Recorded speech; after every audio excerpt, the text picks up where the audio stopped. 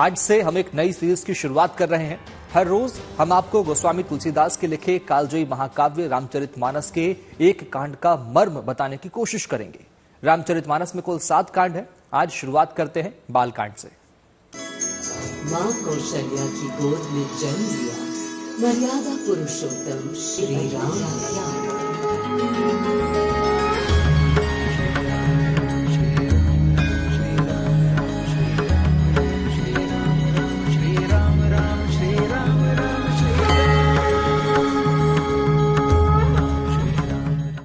ऐतिहासिक तथ्यों के मुताबिक आक्रांता बाबर ने साल 1528 में अयोध्या की पावन जन्मभूमि पर स्थित राम मंदिर का विध्वंस कर वहां मस्जिद तामीर करवा ली। दरअसल 1526 में हिंदुस्तान पर हमला करने के बाद उसने सबसे पहले भारतीय संस्कृति के प्राण तत्व माने जाने वाले राम के वजूद को मिटाने की कोशिश की। अद्भुत संयोग यह है कि राम मंदिर के विध्वंस के ठीक 4 साल बाद अनन्य राम भक्त तुलसीदास का जन्म हुआ, जिन्होंने मंदिर से बेदखल हुए राम को अपनी अनुपम कृति रामचरितमानस के जरिए जन जन के मन तक पहुंचा दिया।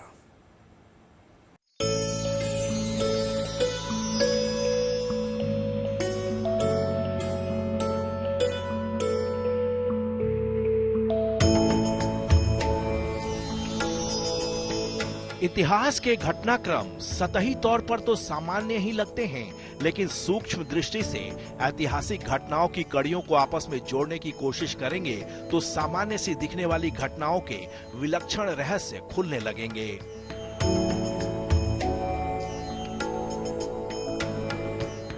इतिहास के पन्नों में जज्ब ऐसी ही एक नामुराद घटना 1528 की है, जब उज्बेकिस्तान से आए आक्रांता बाबर ने हिंदुस्तान की पावन सभ्यता संस्कृति की अनादिकाल से ही परम प्रेरणा रहे भगवान राम के मंदिर को ध्वस्त कर वहां मस्जिद तामीर करवा ली।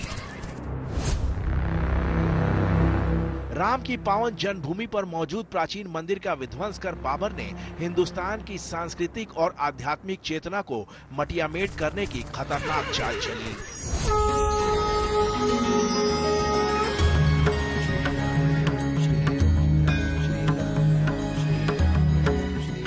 लेकिन कमाल ये है कि इस घटना के 4 साल बाद अयोध्या से 260 किलोमीटर दूर स्थित यूपी के बांदा जिले के राजापुर गांव में जन्म हुआ एक ऐसे युगांधर का, जिसने मंदिर से बेदखल हुए राम को जन जन के मन में प्रतिष्ठापित कर दिया।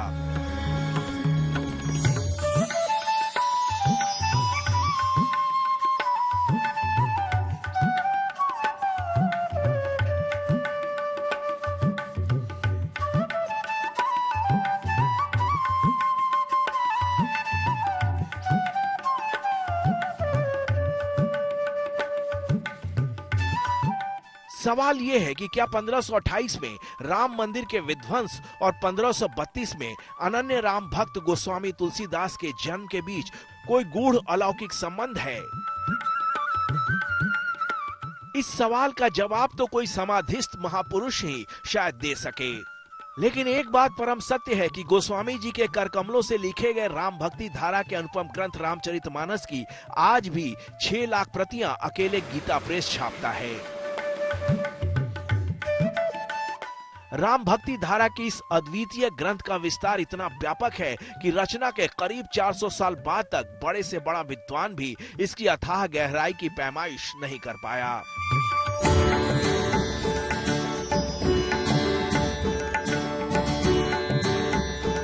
रामचरितमानस को 8000 से ज्यादा बार पढ़ चुके प्रकांड विद्वान तुलसी पीठाधीश्वर जगत गुरु राम भद्राचार्य कहते हैं कि मानस की एक चौपाई की भी गहराई की था वो नहीं लगा सके हैं। राम भद्राचार्य ने इस सत्य को खुद मलूक पीठाधीश्वर राजेंद्र दास के सामने स्वीकार किया है। वो हमसे कहते हैं कई बार, तो मैं आपको क्या बताऊं, 8000 से ऊपर रामचरितमानस के पाठ मेरे हो चुके हैं। 3 दिन में एक पारायण करता हूं, 6-7 वर्ष की उम्र से कर रहा हूं। 8000 से ऊपर पारायण हमारे हो चुके, लेकिन आज तक हम मानस जी की एक चौपाई की गहराई की थाह नहीं ले पाए। इसलिए वो कहते हैं सर्व ग्रंथान परित्यज्य मानसम शरणम व्रज। सारे ग्रंथों को नमस्कार कर लो, मानस जी की शरण हो जाओ। संपूर्ण शास्त्रों का सार है मानस।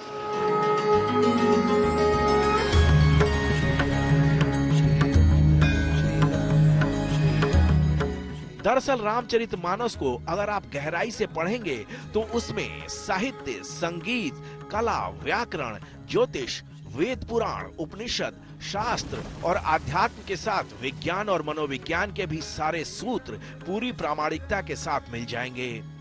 इस अनुपम कालजयी ग्रंथ में शुरू से लेकर अंत तक राम को पार ब्रह्म परमेश्वर, जगत नियंता स्थापित करने की अद्भुत कोशिश की गई है। तो क्या अयोध्या में 1528 में राम मंदिर विध्वंस के बाद राम के चरित्र को जन जन के मन में उतारने के लिए ही 1532 में गोस्वामी तुलसीदास इस धरती पर आए?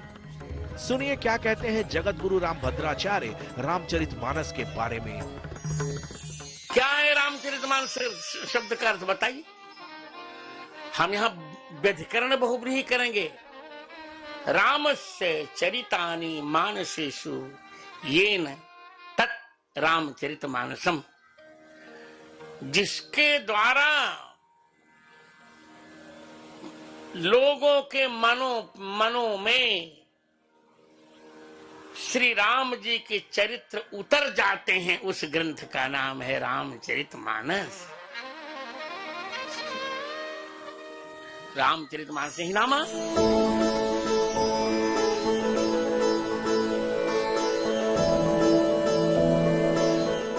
रामचरितमानस में यूं तो भगवान राम के चरित्र की महिमा का बखान गोस्वामी जी ने किया है, लेकिन राम की महिमा को स्थापित करने के लिए उन्होंने इस ग्रंथ में सनातन वांग्मय की तमाम पौराणिक कथाओं को जरूरत के मुताबिक अंतर कथा के रूप में पिरोया है।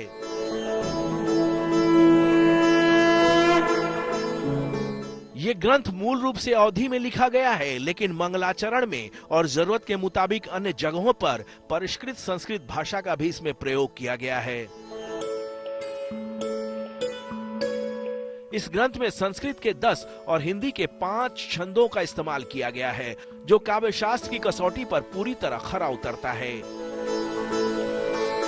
कथानक शैली में लिखे रामचरितमानस में कुल 7 कांड हैं। दरअसल मानस का अर्थ मन मस्तिष्क के अलावा सरोवर भी होता है, लिहाजा रामचरितमानस को भी सरोवर मानकर इसमें 4 पवित्र घाटों की कल्पना की गई है। हर घाट पर राम कथा कही और सुनी जा रही है। एक घाट पर भगवान शिव पार्वती को राम कथा सुनाते हैं, जिसे ज्ञान घाट के नाम से जाना जाता है। दूसरे घाट पर महर्षि याज्ञवल्क्य भारद्वाज ऋषि को कथा कहते हैं, जिसे कर्मकांड घाट के नाम से जाना जाता है। तीसरे घाट पर काकभूषुंडी महाराज भगवान विष्णु की सवारी माने जाने वाले गरुड़ को कथा कहते हैं, जिसे भक्ति घाट के नाम से जाना जाता है। चौथे घाट पर गोस्वामी तुलसीदास स्वयं के मन को राम कथा सुनाते हैं, इसलिए इसे शरणागति घाट कहा जाता है।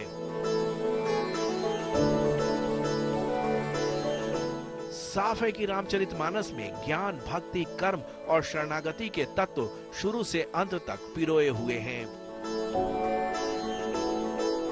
इतना ही नहीं, समन्वय के मामले में रामचरितमानस की तरह का ग्रंथ पूरी दुनिया की किसी भाषा में नहीं है। इस ग्रंथ में ज्ञान और भक्ति का, सगुण और निर्गुण का, शैव, शाक्त और वैष्णव का, लोक और परंपरा का अद्भुत समन्वय मिलता है।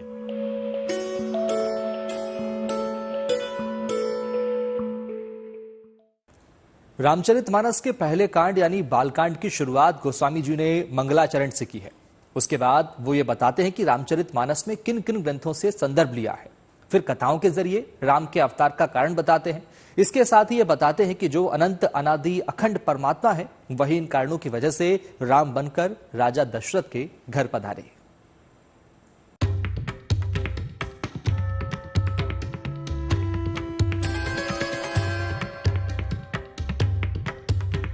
रामचरितमानस के कुल 7 कांडों में सबसे पहला है बालकांड।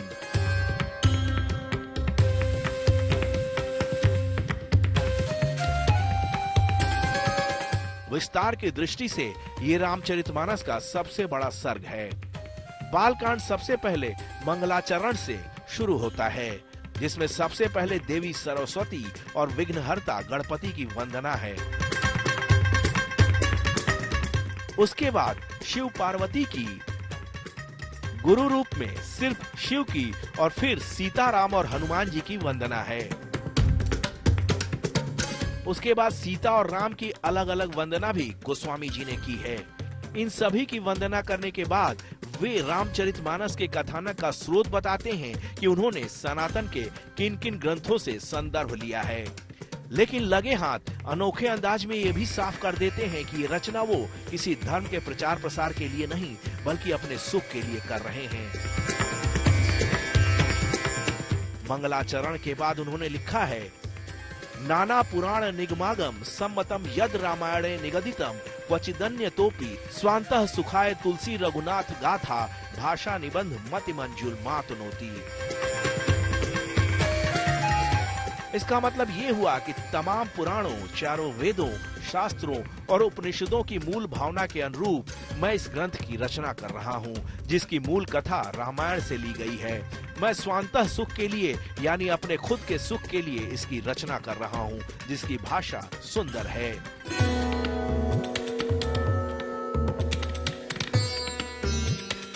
रामचरितमानस के बालकांड में भगवान राम के अयोध्या में अवतार लेने के कई कारण बताए गए हैं। बालकांड में अपनी अर्धांगिनी पार्वती से संवाद करते हुए भोलेनाथ कहते हैं कि मनुष्य के रूप में राम के अवतार के अनेक कारण हैं और सब एक से बढ़कर एक हैं। राम जन्म के हेतु अनेका परम विचित्र एक ते एका। भगवान शंकर ने कहा कि देखो पार्वती, पहले तो इस भ्रम को दूर करो। श्री राम जी ही दशरथ नंदन के रूप में हैं और वे ही सच्चिदानंद ब्रह्म हैं।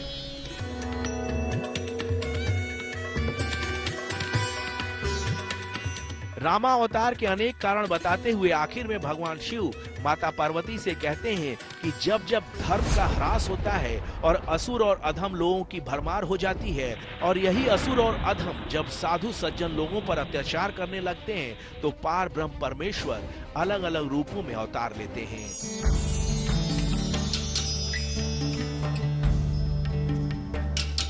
जब जब होई धर्म के हानि बाढ़ही असुर अधम अभिमानी करही अनीति जाई नहीं भरनी सीधहि विप्र धेनु सुर धरनी तब तब प्रभु धरि विविध शरीरा हरहि कृपा निधि सज्जन पीरा। साफ है कि भगवान राम के अवतार का एक कारण राक्षसों और असुरों से सज्जनों को बचाना है। हालांकि इसका दूसरा कारण सृष्टि के आदि पुरुष मनु और उनकी धर्मपत्नी शतरूपा को दिया गया परमात्मा का वचन भी है। दरअसल मनु और शतरूपा ने जंगल में जाकर जब घोर तपस्या की तो परमात्मा प्रसन्न हुए और उनसे वर मांगने को कहा। तो मनु ने परमात्मा से कहा कि आपसे क्या छिपा है, मैं आप ही की तरह का पुत्र चाहता हूँ। दानी शिरोमणि कृपा निधि नाथ कहूँ सती भाऊ चाहूं तुम्हें समान सुत प्रभु सन कौन दुराऊ।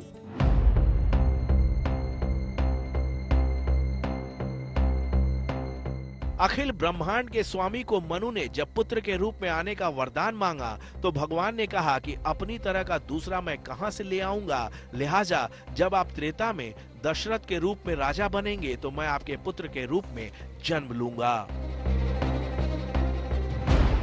आप सरिस खोजऊं कह जाई नृपतौ तनय होब में आई।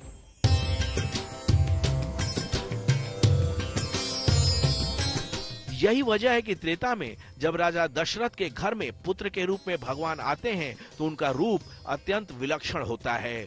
उनके रोम रोम से वेद निकलता दिखाई देता है। उनकी 4 भुजाएं होती हैं जिनमें शस्त्र होते हैं।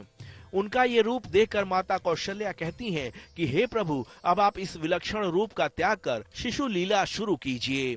माता कौशल्या की बात सुनकर भगवान शिशु लीला शुरू कर देते हैं।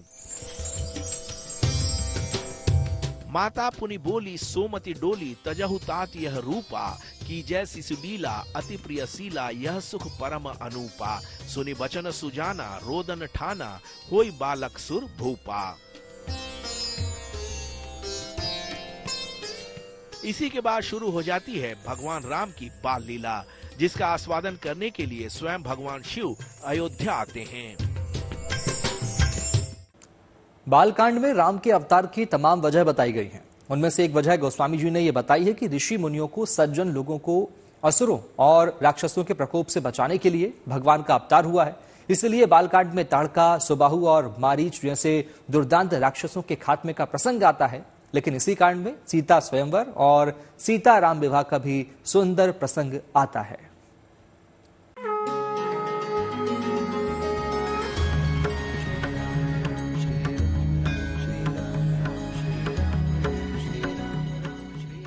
रामचरितमानस के बालकांड में गोस्वामी तुलसीदास ने सगुण और निर्गुण के द्वंद्व को तार्किक तरीके से दूर करने की विलक्षण कोशिश की है।